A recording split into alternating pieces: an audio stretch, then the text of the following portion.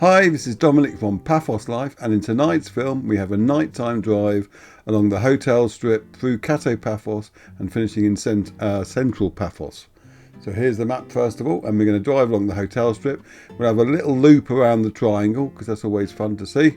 And we're going to cut through Kato Paphos. We can't go down Bar Street because it's closed at night at the moment.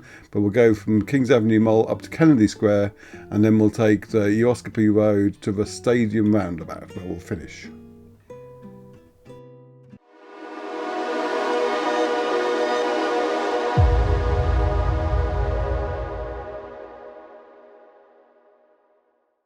So we're just leaving Geroskipou Beach at the moment, and we're going past the Luna Park on the left.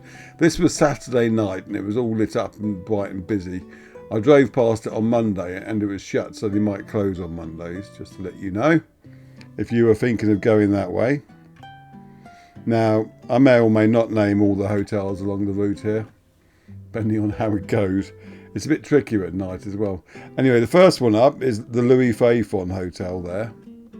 That's on the left.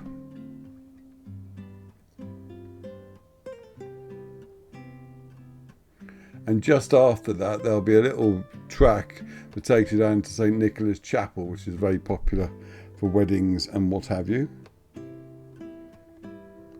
And all that nicely illuminated hotel there, that's the Pioneer Beach Hotel. It looks very pretty at night. Unfortunately, I can't fly the drone in the evenings or any time around here because it's not allowed due to the proximity of the airport. There's the Asamina Suites on the left, followed by the Aquamarine Hotel on the roundabout. Yes, because you can normally get nice evening or dusk shots with the drone. Right, and then you've got the Evie Marie Hotel. And now you get to the main chunk of the strip. So you've got the Cypria Bay Hotel and the Cypria Maris Beach Hotel.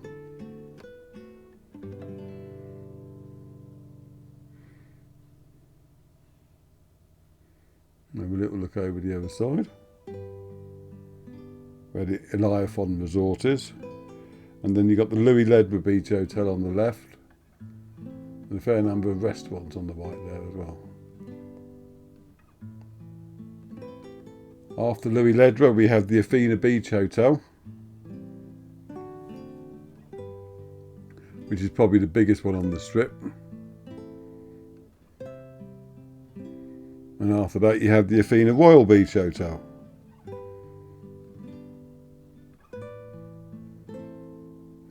And there's a little square through there that has quite a few nice little restaurants. I need to go have another wander in there actually, because that looks very pretty at night. And it's nice and cool filming at night. Now on the left you can't see it at the moment though, but that's where you'd have the Louis Imperial Beach Hotel. And there's a tea for two just there. And on the left up here again, before you hit the triangle, you can turn in to get to Paquiamos Beach. But we're not going to do that tonight. Instead, we're going to go do a loop around the triangle. There are lots of nice restaurants here. And you've got Felix the Cat Disco Bar in there too.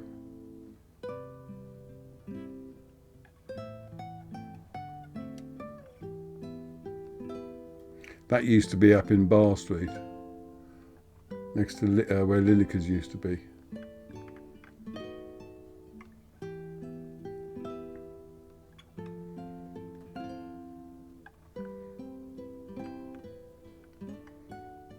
There's lots of restaurants on the triangle. Definitely worth having a look.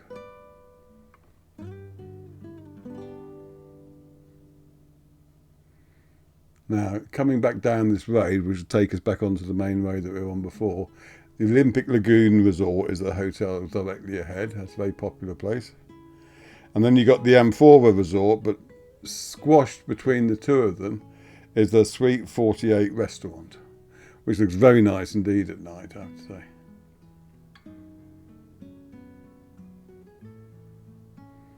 And there's a little Irish pub just up here before that as well, in there.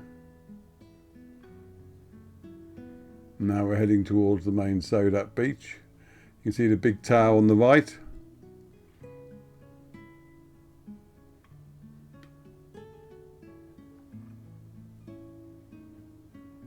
And the next one, a new one they're building next to it. I like the way the tower is illuminated like that. It looks quite nice.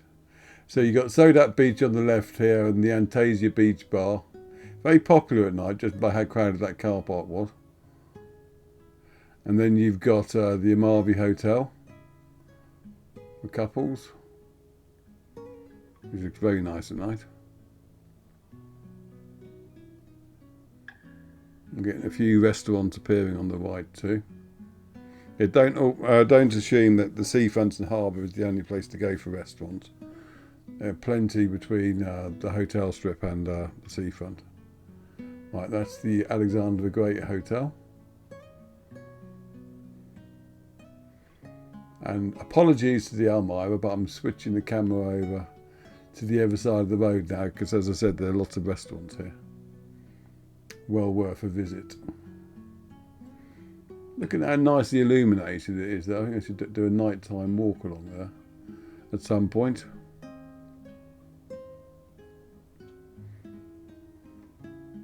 Let's face it, it's a lot easier doing a nighttime walk than a daytime walk at the moment because it's a bit cooler. Mind you, it's very humid. It's more humid at night, I'd say. That's the Poseidon's Avenue water feature, which is very pretty. And now you've got the Hotel Annabelle coming up on the left.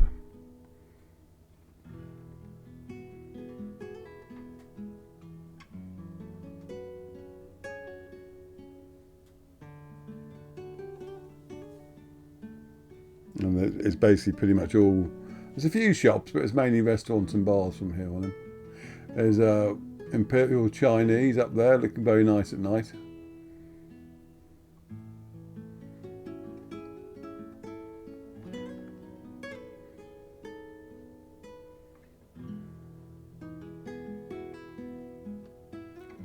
And we're not going to go down all the way to Sklavenitis. We're going to be turning right soon and cutting up through Kato Paphos that way. Now, as I said, we can't go down Bar Street because it's pedestrianised from 6 PM onwards up till the end of October.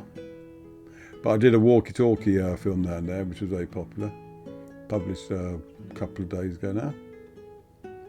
Got Dionysus Hotel on the right. And just after Flintstones up here, there's the restaurant where you can go if you like to see Greek dancing, because they seem to have it on most nights. And you've got Delegate on the right. I think it's called Demokritos or something. That one there is where the dancing goes on.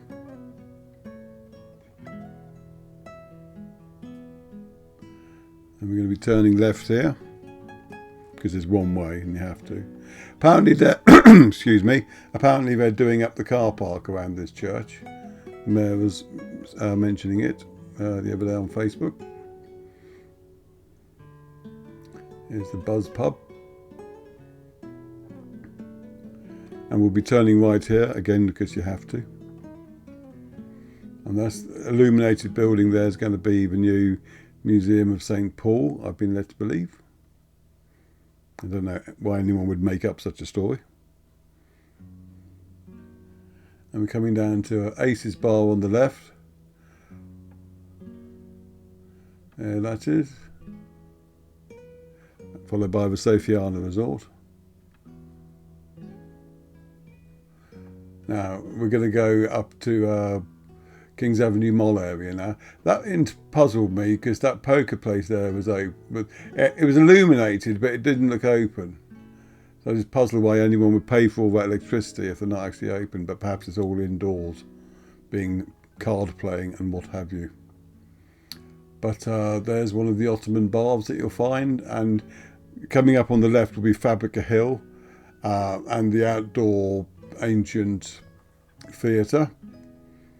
But because it's so dark at the moment, I think I'll do some marketing. So please do subscribe to our YouTube channel and share the films far and wide. It doesn't cost you anything and it helps us out immensely, I can assure you. And if you do want to help us out financially, go to our Buy Me a Coffee page at buymeacoffee.com /Paphos Life, and there you can chuck us a few coffees. All coffees are very gratefully received. And if you want to get something back in return, it's zazzle.co.uk/store/PaphosLife/collections. There you can buy all sorts of memorabilia using pictures that we've taken out and put on Facebook originally, and then transferred to mugs, etc. Right, we're on the main dual carriageway now into central Paphos. So you've got Kings Avenue Mall roundabout coming straight up. On the left, that white strip you see is the Paphos walkway that links the archaeological park with the top of Fabrica Hill. But we're going to be going up past Kings Avenue Mall, which looks very pretty at night, and heading up towards Old Town Kennedy Square area. Yes, Kings Avenue Mall, very colourful. Now, after the garden centre on the right, there's a big car park. And it's very handy because on the left there are a number of takeaways and restaurants that are pretty good and worth having a nose at. And it's nice having the parking.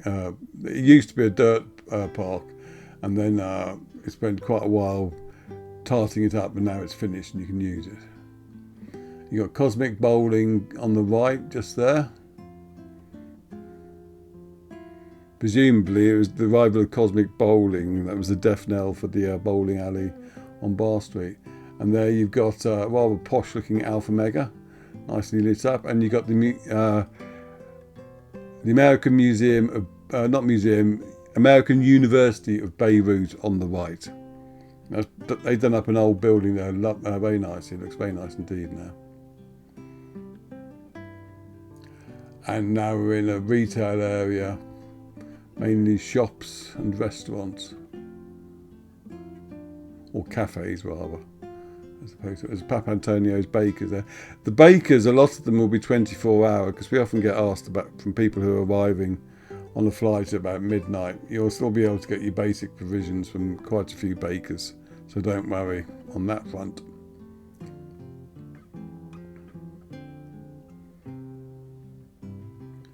And on the right it will be going past the Green Air building.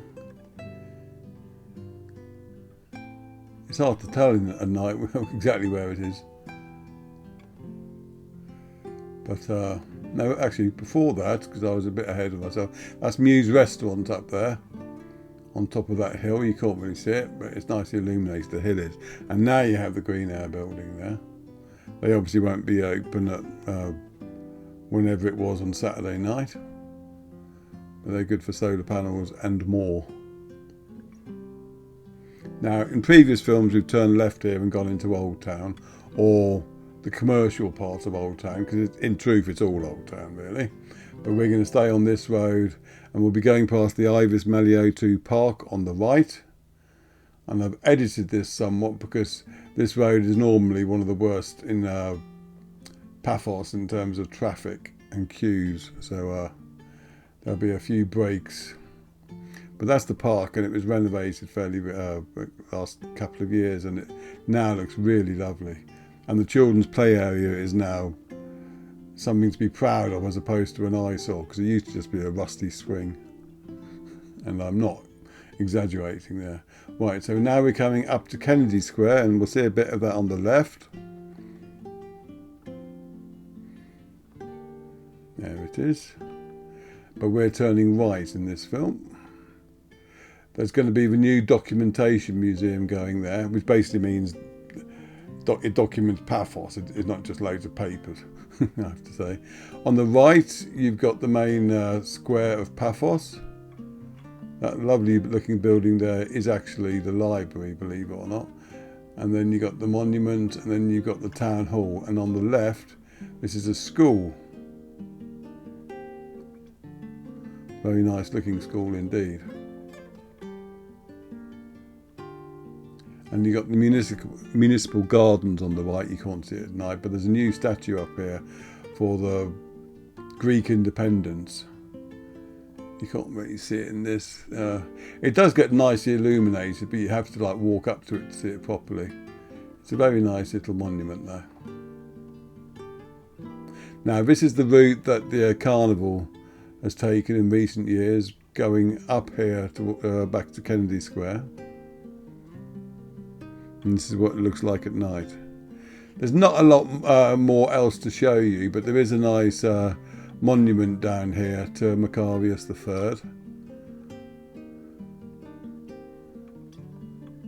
So we'll see that, and then we'll finish. But before we finish, we're going to have a little jump to the roundabout by what used to be Debenhams and the stadium, because they have a fountain there which looks quite nice at night. Though, to be quite honest, this tonight it didn't have much oomph in it, basically. I think it was because water cut downs or something.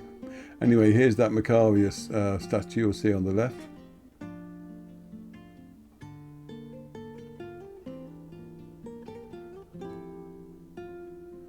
Again, that's worth walking up to have a closer look. Here's one of those dread traffic lights which you definitely do not want ever to go across when the light is going from orange to red. It'd be an expensive mistake. So we just cut off a chunk of the road there now, because there wasn't a lot to see on it, especially at night. And now we're going to have a little go around the roundabout. And I do think it's probably been turned down about a bit to preserve water. But in Christmas time, that looks a lot more impressive. Plus also in Christmas time, you'll have lots of Christmas decorations around it. Umbrellas and whatnot, if I remember rightly. But there's the stadium, you can just see it on the left.